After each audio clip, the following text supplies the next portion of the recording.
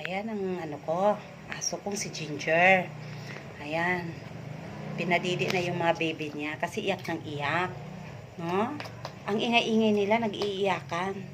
Talagang pinahirapan din ako maghanap ni Ginger kung saan-saan nagpunta.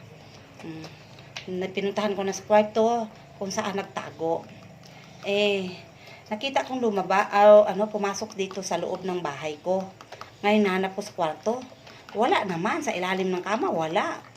So, lumabas ako. Kinuha ko na yung mga baby niya. Pinaghanda ko na sila na mailabas na. Ayan.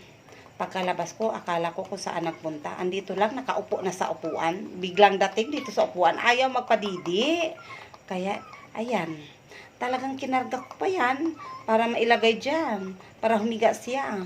Para yung mga baby niya, makadidi na sa kanya. Yan.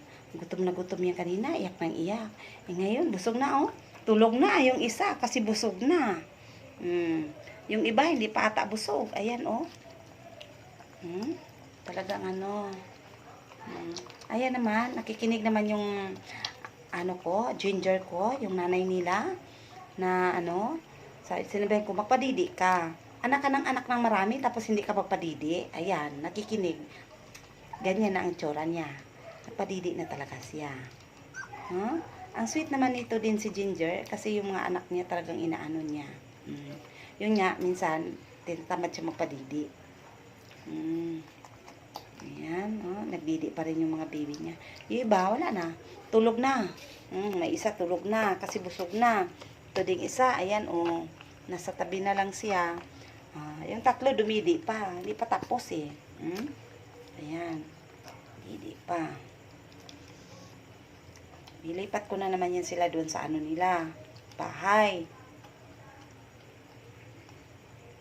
Kasi pag dito sa loob ng bahay ko, maingay sila. Ang ingay-ingay nila. Kaya ililipat ko sila. Thank you for watching in my video. Thank you.